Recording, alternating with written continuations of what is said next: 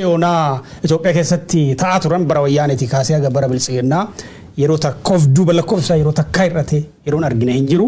Wanni amma deemaa jiru kuni of duuba deebisuuf imaammata feete fidii dhiyeessii feete fidii haala siyaasaa Itoophiyaa keessa haga jijjiiruu hin dandeenyetti politikaan Itoophiyaa politikaa waraanaa ta'ee haga jirutti rakkoo dhiyeessiti bu'uurri infleeshinii kana rakkoo dhiyeessii hamaa waan jiruuf oomishi hanqinni gabaa gubbaatti waan jiruuf infleeshiniin yookiin qaala'insi jireenyaa amma jiru kun itti ufaa tokko hanqina oomishaati lammaffaa immoo akkuma irra deddeebiin himaa ture rakkoo hard currency yookiin sharafa alaati. Itoophiyaan oomishaalee hedduu irra deddeebiin boba'aa dabalatee waan baay'ee alaa galchiti sun immoo doolaara barbaada biyyattiin hard currency hanqina waraana rakkoo waraanni uumeen hanqina hard currency waan qabduuf infleeshinii guddaa keessatti kuftee jirti jechuudha. Oomisha biyya keessaa fi oomisha biyya alaa dabalatee jechuudha.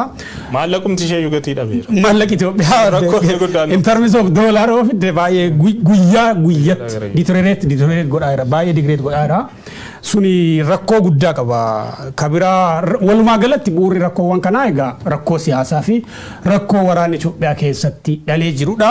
Dhimma kana wajjin wal qabsiisee Obbo Shimallis Tibbana waltajjii tokko irra akka dubbatan baay'ee waan qaanessaa wayii isaan akka proudly itti dubbatanii yaada isaanii dhaggeeffannee olti.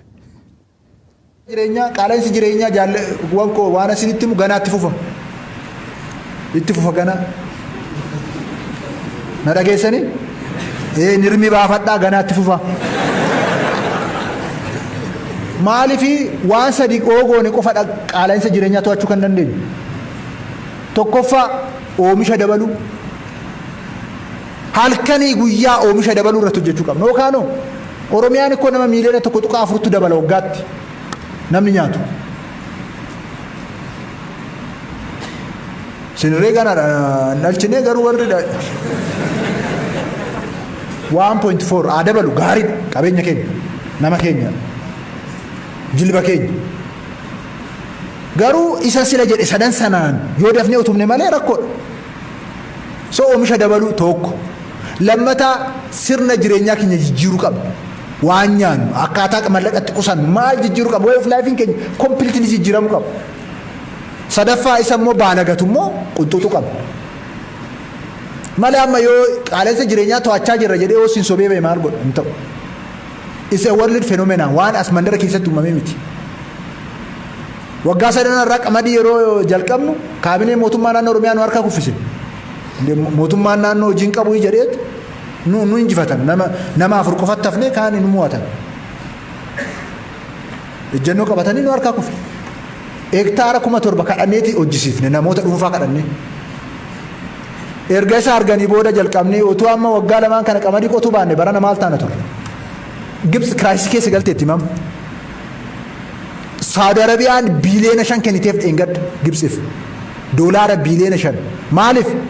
Qamadiin Yuukireenii bahaa Yuukireeniif Raashaa rakkoo keessa gala. Amma Awurooppaa keessa daakuun hin jiru. Amma nu yaaduu qabna akkamitti dafnee oomishnee isa oomishne immoo ofii nyaachuu qofa duun taane xinnoo nyaannee baasni akkamitti gurgurree birrii argannaa isatti cinqamu qaba.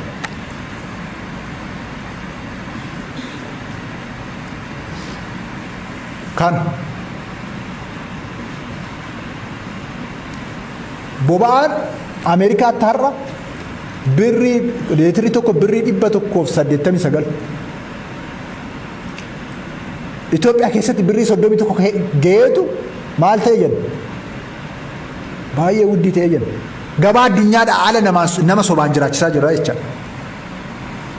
itti sobuun hin barbaachisu reyaalitii isaa walitti himnee bakka wal doggomnutti mootummaan doggomee hanqina guutaa agreesiivili hojjennee kana keessaa ba'uu qabdu ookaanee kana caala rakkoo keessa galu. So world phenomenaa kana keessatti akkamitti advaanteejii rukunnaadha kan hooggansi kun dhaloonni kun cinqamuu qabu. So amma qamadii 1,600 gaa jira. Bara dhufu akkam gooneeti miiliyoona 1 ol oomishnee ekspoorti goonu. Lixa Oromiyaa qofatti ikkoo qamadii oomishnee ekspoorti gochuu dandeenya. Jira kaa lafti bishaan jira. Hektaara miiliyoona 1 ol lixa Oromiyaa qofatti oomishuu dandeenya qamadii. Bakka dhaloonni kun kanaan raajaa hojjetu. malee amma wal somnee inni kamaa ikuudhaaf koree hundeessinee jirra minaaminoo jenne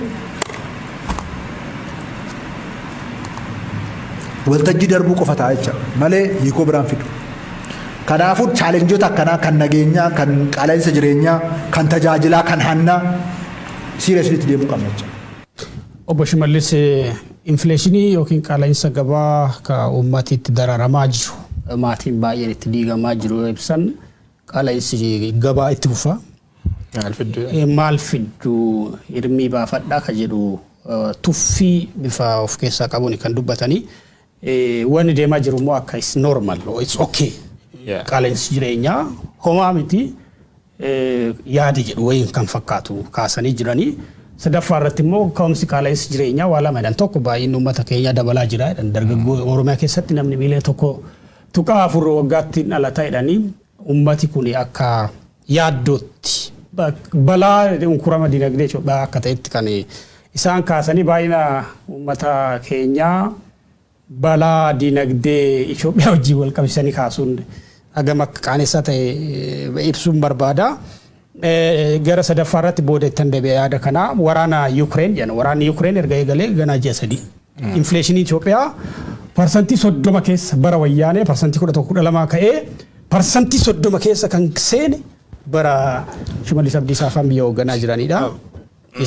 Parsantii 30 kun nama amansiisu anaan akka nama tokkootti waan hawaasarraa argurraas ogeeyyii walaba ta'anirraas dhaabbilee walaba ta'anirraas ragaalee ba'anirra dhaabbadhee gaafanii ilaalu anaan nama amansiisu parsantiin 36 35 42 mana wanni jedhan kun jechuudha. Egaa biyya hyperinflationii keessa seentee hyperinflationii maal akka ta'e